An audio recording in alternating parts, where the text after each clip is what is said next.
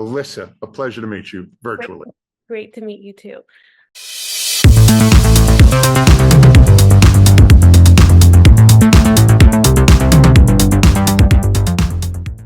So I have a duck in the background. Sorry. Well, as one does. Is the duck have, oh, wait a minute.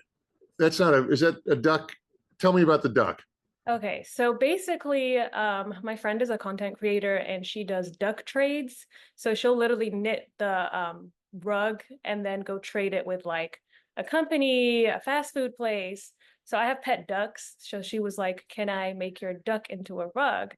And I was like, "Yeah, it's a really funny video." But she was like, "Can I make your duck into a rug?" And it turned into a whole thing. And now Roger is up there. It's not made of Roger, of course. Roger's outside, but he's up there too. You have a duck named Roger that Yes. is immortalized on your, that's, I think that's pretty spectacular. He made Uh, it he made it to the movie wall, so he's is Roger house broken? Do you, definitely not. I actually have two smaller ducks too, who in the beginning were in the house, but now they use the bathroom everywhere. So, but they have a whole little home outside. Bring them inside sometimes, but not for too long because then it would be a lot of cleaning up. Also, I have a wiener dog who gets very jealous of the ducks and he wants to cause a war when he sees me giving them attention. I have known some wiener dogs in my life. I've got a little dog, no ducks, but wiener dogs are quite possessive of the people that they love, in my experience. Very, and but anyway, it's really great to meet you.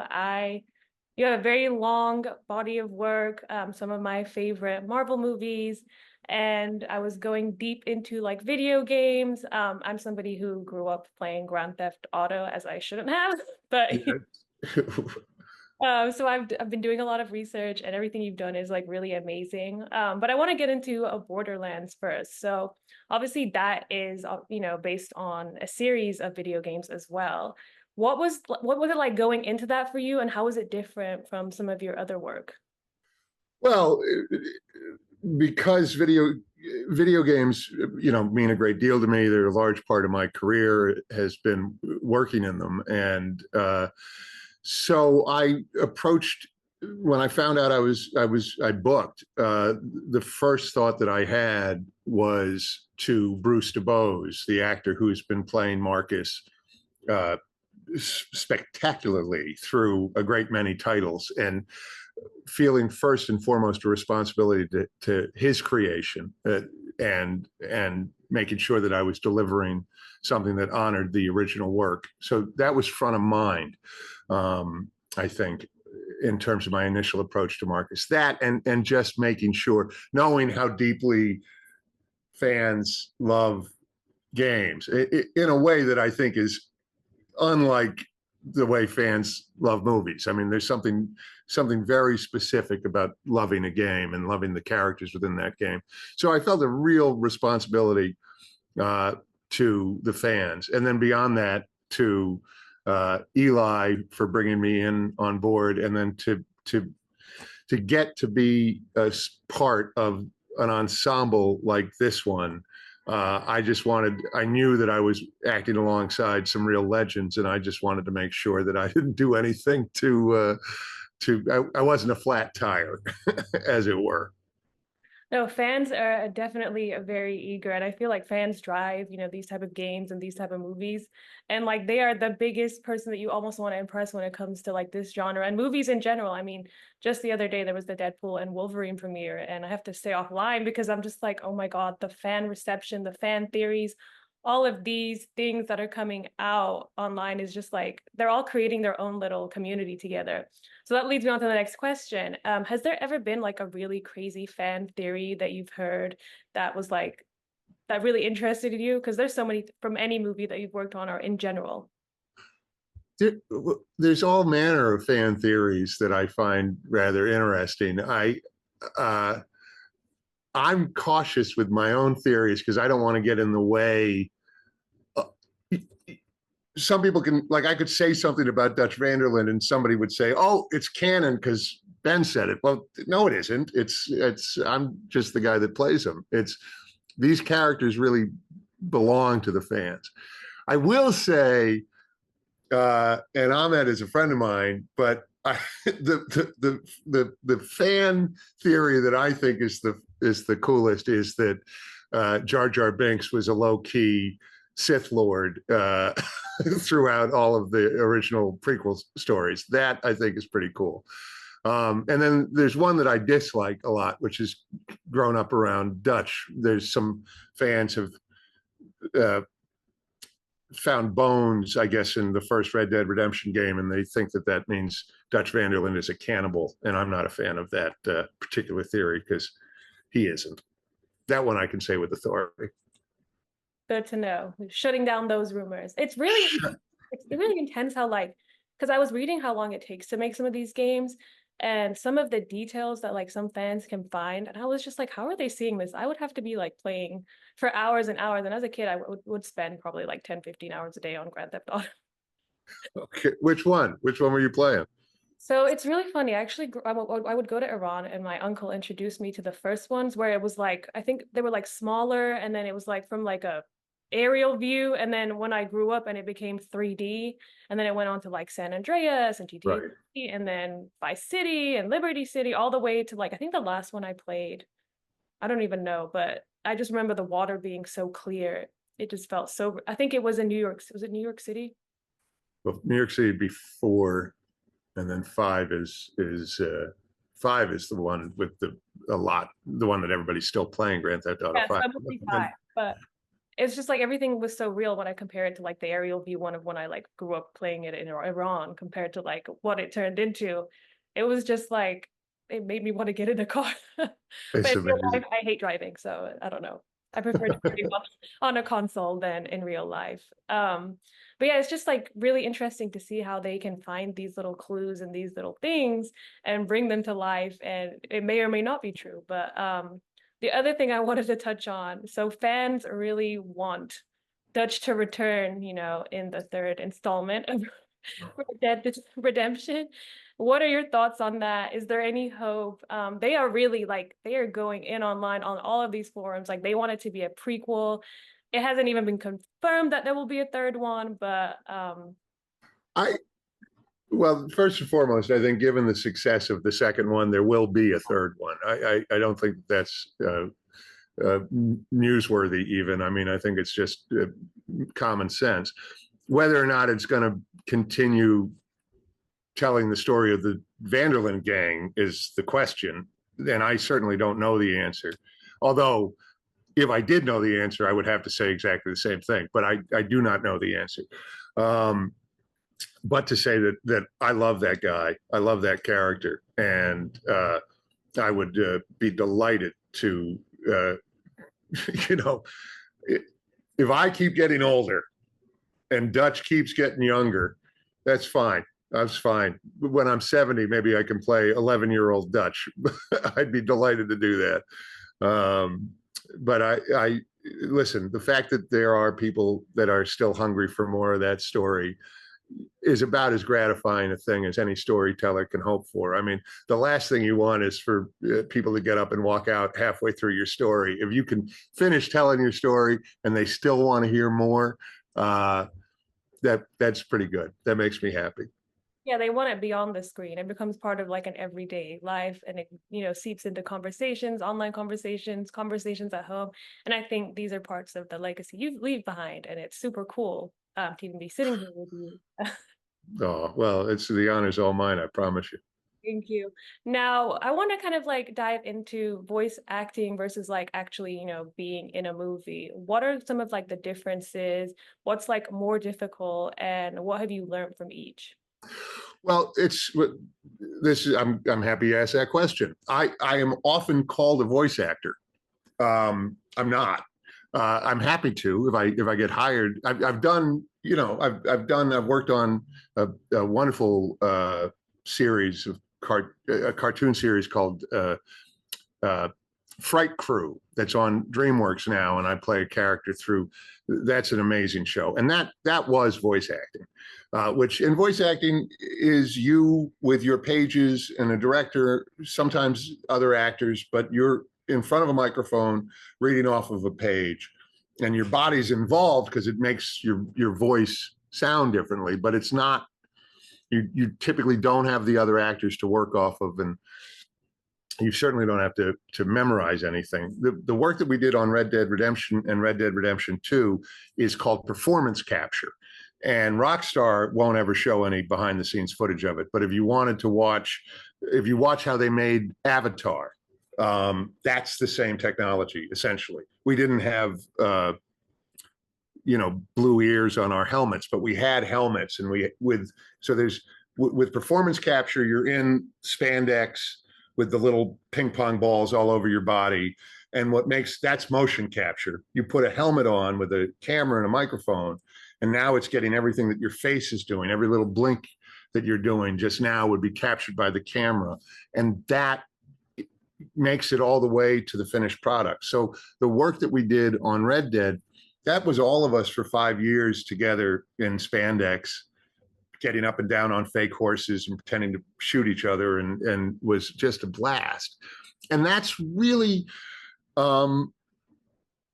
it's quite different from working on a film in that you don't have makeup, there's no touch-ups, there's no worries about continuity with costume elements and things of that nature, because you're just working on what's called a volume as opposed to a soundstage. But ultimately, and I hope I'm answering your question. Ultimately, in my experience, what makes for good performance or strong performance in an actor's work is going to be true, whether they're on a performance capture stage, whether they're on a sound stage, whether they're on location, or whether they're in front of a microphone. Ultimately, the core of it, and this is one of the things that when I hear a young person ask me how they can get into voice acting, I always feel like, well, that's a job that an actor does. So what I just encourage anybody who's got any interest in it is to just focus on acting, period. Because ultimately, being, an actor who's full of shit is being an actor who's full of shit. Being an actor who tells the truth is being an actor who tells the truth. And that's really what the ambition ought to be. And any job you get is an opportunity to grow, an opportunity to learn, and an opportunity to get better at what we're all here for, which is telling stories. Thank you. That's really good to know, because a lot of people obviously don't know like the differences, and they probably think, oh, it's just somebody like reading a script behind the scenes, but it's actually a lot more. That's really, I would love to do that one day, but we'll put that in the air. Well, put it in the air. That's, it's funny because you brought up Grand Theft Auto. I remember it was around 2000, 2001, the Grand Theft Auto 3 came out, and that was the first three-dimensional one, and that had the cutscenes and these really broad and phenomenal characters. And I remember playing that game and looking at those cutscenes and thinking, that's a job an actor does. That looks like a cool job. And I just thought that. And then to imagine that many years later, I think about nearly 10 years later, that I would get the opportunity to play Dutch for the first time. So I'm all for it, Alyssa. Put it out there. Let's get you on a motion capture volume or performance capture volume fast. I'd love to be in a SpongeBob game. All right, there you go. That sounds like fun. Sims. I created so many houses on The Sims. It was my in-between of Grand Theft Auto, The Godfather, The Sims. I would just like go back and forth playing those games. I'm surprised I didn't become like a game tech or something, but life is long. You never know. now you've been in quite a few Marvel Universe films. If you could pick any character in any universe in any Marvel film to be in, what would it be? Like as an actor playing a role, or like any character in any Marvel comic? That I could be them, like I could have their powers, or like I could play them, like I could book a job. Let's do both. Well, I think I'd be, at this point, I've already gotten Bleedle Snort and Agent Burley. I think asking for more from the Marvel Cinematic Universe would be greedy. But don't get me wrong, I'd be happy to play another role. As a kid that grew up, reading Secret Wars, and I remember getting Amazing Spider-Man 252 with the first appearance of the symbiote, and I was a real Marvel nerd and less a DC nerd, but definitely a Marvel nerd. So I've got a pretty uh, uh, so many of the roles now though have been taken. Like I can't wait to see what they do with the Thing. I'm so looking forward to Fantastic Four. Um, who Kingpin would be a great role, but who wants to go near it now that Vincent D'Onofrio has like closed the book on that character? So magnificent in his work. Um, yeah, it's a tough one. I think my favorite has always been Spider-Man. So I wouldn't mind as an actor being somewhere in that world would be fun. And then as a character, I think the Hulk. That wouldn't, if I could be on the phone with customer service and tell them don't make me angry because you wouldn't like me when I'm angry, that and really mean it. Yeah, I grew up on the Hulk. I think that'd be fun. The one problem if you had those powers would just be they somehow figure it out in the movies, but I figure every time you turn into the Hulk, you got to get new clothes. Like that just seems problematic. But that said, yeah, I think I answered the question. Yeah, being the Hulk would be expensive, and at that It would point, be expensive. you need a stylist on site every time. Yeah, fair. I love to ask everybody that I meet what their favorite movie is. I have about 20 favorite movies. Off the top of my head, among my favorite movies would be certainly in my top 10, Vertigo, Jaws. You said The Godfather. I'd say The Godfather 1 and 2. Um, I'm a big fan of Otto Preminger and Billy Wilder and Steven Spielberg, of course, the Wachowskis. Uh, uh, Favorite uh, Network. Ooh. Patty Chayefsky wrote the script. Sidney Lumet directed it. Robert Duvall, William Holden, Faye Dunaway, uh, Peter Finch. Yeah, Network, my favorite film. Although I also love Rocky, which came out the same year. But Network. And if you haven't seen Network, and if anybody in your audience hasn't seen Network, when Network came out in 1976, all the critics thought it was farcical. And I would recommend people watch it now because everything in that film became true. Wow. Okay, I'm gonna watch it. That's on my list of things to do this week because All right, then I've done a good deed for the day. I was born in '94, so I just like, but I prefer movies from like, I mean, everything that I feel like is happening in my generation and like today, I connect more with like 80s, like late 80s, early 90s than I do for like 2010, 2024. The world is so different. Like, I'm just like, oh my God, the rise of TikTok and influencers and the movies are so different and interviews are now done by influencers. So anyway, it's very interesting to me because I'm like, oh, I went to school. I should have been making videos. Well, I'll tell you something. The world is different as it always is. But one thing, people are the same. Yeah. So you can there's a lot of value. I'm glad you brought this up because just the other week I went and I saw Lawrence of Arabia in 70 millimeter for maybe the sixth or seventh time that I've seen the film projected in 70 millimeter. Please do yourself a favor in your lifetime, see Lawrence of Arabia in 70 millimeter. But recently, Red Dead Redemption 2 just had a 5-year anniversary, and I was getting all these comments from younger players, I think, who were saying things along the lines of, I wish I could wipe my memory and play the game for the first time again. And I lamented that. I hated seeing that because the thing about a work of art is playing something that you've done or reading something or viewing something or engaging with something, a work of art. Across time, you return to it and you find different things in it. But the other thing that happens when you return to a work of art, rather than wiping your memory and playing it anew, is you change over time. And so your changes as a person, as an individual, you become more aware of them when you return and read a book you read 10 years ago, or play a video game you played 20 years ago. The thing that you're really learning the most about is yourself. But so there is a lot of value on newness, and there's a lot of value on, that's old, and so that's not important. We're seeing that everywhere. The thing I'm an acting teacher as well, and one of the things I encourage the actors that I train to do is to make sure that they take time to watch stories and artwork that was made before they were born, because all of us are participating in a conversation, and that conversation, as new as the technology, TikTok and what have you is, that's still part of a conversation that is thousands of years old. And I think that any storyteller does themselves a disservice not to pay attention to the history of telling stories.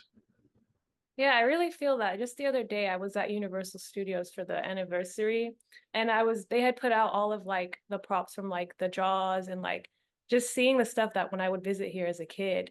And I was like, oh my God, it almost felt so much better when I like experienced like the old shark that they used to have out and the old rides. And I remember they had like a Terminator video thing. And I was like, oh my God, it just felt so much more like alive, maybe because I was a kid, but also the way it was done. I guess when there's like less technology, sometimes it's a little bit more real, but it really kind of like took me down. Oh, I really miss how things were, but obviously things progress for the better as well. But Yeah. that whole nostalgia had me like, oh, I kind of wish it was like that, but it's How really. great is Universal Studios is a lot of fun. I love that place.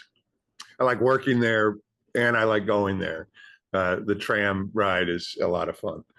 Yeah, I love just going back in history. It's like my favorite thing to do. I'm planning on doing like historical movie sites in a couple of weeks, so hopefully that goes well. That sounds awesome. Now, I always ask, like, when you are on set, is there a particular favorite snack? I was doing, I think it was the NBC TCA, and there was a lot of different crafty snacks, and everybody was obsessed with peanut butter, but everybody also had a different answer. Yeah, crafty is, typically Marcus was in particular a character where the more weight I gained, the better it was for the role. So I didn't really have any. I was unabashed about what I was eating. I'd like to say crafty. I like to get vegetables or whatever, but typically crafty is where I go for those little mini chocolate bars, like they have crackle or things like that's something that I normally don't get, but I'll find at craft services. Craft services is also where I fell in love with LaCroix, which was for some reason is the only beverage that they serve on sets. um but yeah, no, I'll tell you, I don't really have a go-to, except for in the morning. Hopefully, they've got an omelet station, and I can get a ham and cheese omelet to start the day. That's pretty much that. That puts me in a good mood. I just need bread and cheese. Well, there you go. You're easy to please. That's a good thing. I try to be. So now I have interviewed Jamie Lee Curtis before. I absolutely love her. Jamie is amazing, She's amazing. my favorite person. Like I grew up again watching Halloween. I interviewed her for the last two Halloweens, and I was just like, oh my God. So I'm such a huge fan of hers as well. So are there any moments, like fun, memorable moments on set? My dog Abigail has entered the chat. Abigail, would you please be quiet? Puppy, quiet. All right. Sorry about that. Perhaps Roger the Duck is outside. I think that could be it. I got distracted. I was about to tell you how great Jamie Lee Curtis is, because she is magnificent. Was that the question? Was how magnificent is Jamie Lee Curtis? I was touching on basically like any memorable moments on set with the entire cast, and then of course how it is working with Jamie too. I love Jamie, so she's like the best. Jamie is the best. And one memorable moment actually was towards when I left Budapest in the middle of filming while we were waiting for Sanctuary City's set to be completed, and then I came back to Budapest. And my first weekend back, Jamie or Kate hosted a lunch at the hotel, and I just remember that was my first time meeting Bobby Lee and Janina Gavankar and Edgar and Ramirez, and just sitting at this table with this extraordinary cast, just pinching myself. And Jamie had on her cell phone these photos that now will be obvious. They were from Everything Everywhere All at Once, but we hadn't heard of the film. Nobody knew about the film. It's just her looking, as the frumpy IRS agent, her with hot dog fingers, just scrolling through the phone, showing us these pictures. And I'm just looking at it going, that's not a movie. That's not ever going to happen. That's not real. So to have that memory, then finally going on opening day to see Everything Everywhere All at Once and seeing her spectacular work. Yeah, that's a big memory. And I will say, when people see Jamie's work as Tanis, she the career that this person has had is so extraordinary, and she's still finding new things in herself, in her work, every time she works. And if that's not the high ground for an actor, I don't know what is. I am an enormous fan of Jamie Lee Curtis. She is the shit. She is phenomenal. So I've taken up all of your time. But you have one more question. What are you most excited for the fans of Borderlands to see when the movie comes out? The thing I'm most excited for the fans of Borderland to see when it comes out, I hope, is the heart.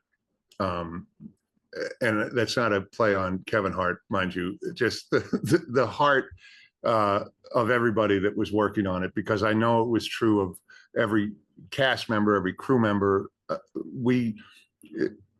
Making a film during lockdown is a miracle. And this film, we had front of mind every day that we were showing up on set, the fans that built the franchise. And so while I'm really hopeful that this will work as an ambassador to people that might never have intersected with Borderlands, I also hope that the diehard fans of Borderlands are going to feel seen by the work that we've done. That's my hope. I'm excited for them to see. I had never played the game, so I'm excited to go into it and be like, okay. And you don't have to, I feel like, play the game to see a movie like that. Which I was like, about another movie, a book. It's called It Ends With Us, and the movie's coming out with Blake Lively. I hadn't read the book, and I went and saw the movie, and it propelled me to read the book. So I'm pretty sure this movie is going to propel me to play the games. Well, if it does that, then I think that's worth the trouble. If we can take folks that are not gamers and get them engaged in the art form of video games, that's pretty good. I'll be happy with that.